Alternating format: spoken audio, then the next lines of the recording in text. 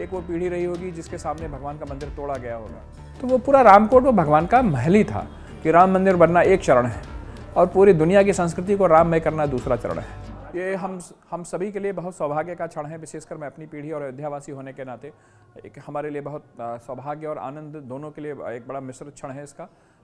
हमारी बहुत सी पीढ़ी जिन्होंने राम मंदिर जन्मस्थल पर राम मंदिर बनने का सपना लेकर इस धरती से विदा हो गए, एक वो पीढ़ी रही होगी जिसके सामने भगवान का मंदिर तोड़ा गया होगा, एक हमारी पीढ़ी है जिसके सामने भगवान के गर्भगृह पे मंदिर बन रहा है।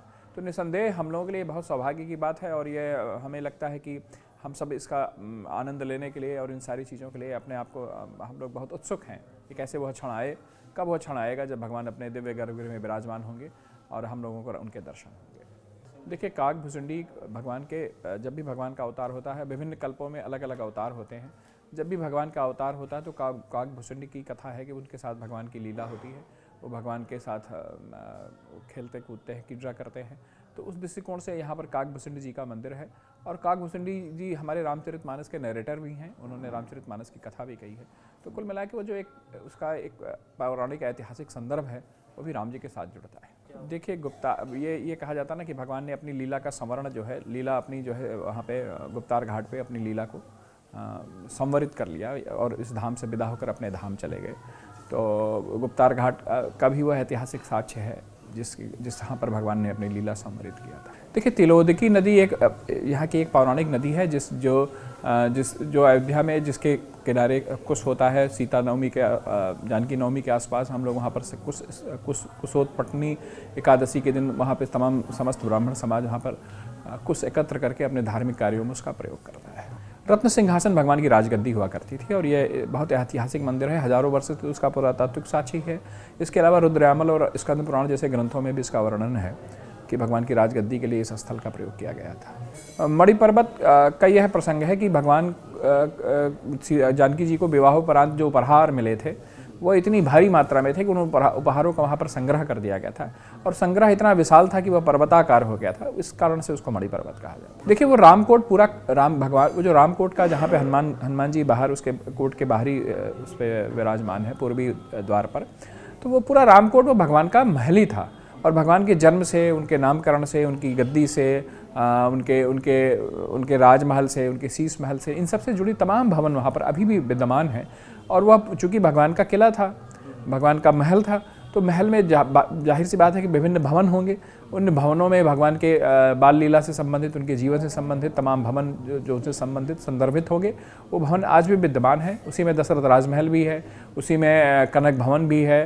कनक भवन एक बहुत महत्वपूर्ण मंदिर है जो माता कैकेयी ने जानकी जी को मुँह दिखाई में दिया था, वह मंदिर भी अभी भी वर्तमान स्वरूप में विद्यमान है।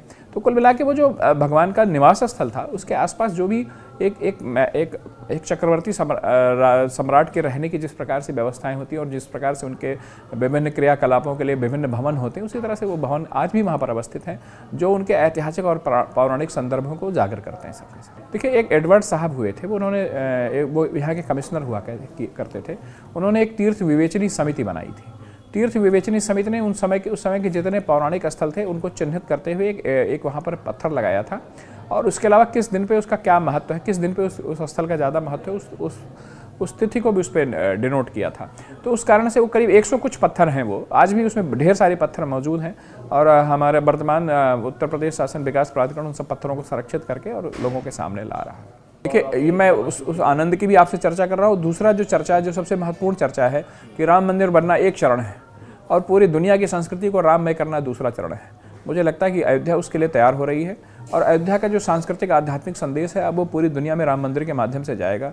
एक आदर्श राजा, एक आदर्श परिवार, एक आदर्श व्यवस्थाएं, एक आदर्श शासन व्यवस्था ये कैसी होती है, भगवान के चरित्र से सीखने को पूरे दुनिया को मिलेगा और अयोध्या उस सांस्कृतिक भूमिका के लिए, उस आध्यात्मिक भूमिका के लिए अपने आप को तैयार कर रही है और आने वाले समय में एक बड़ा सांस्कृतिक संदेश अयोध्या से जाएगा।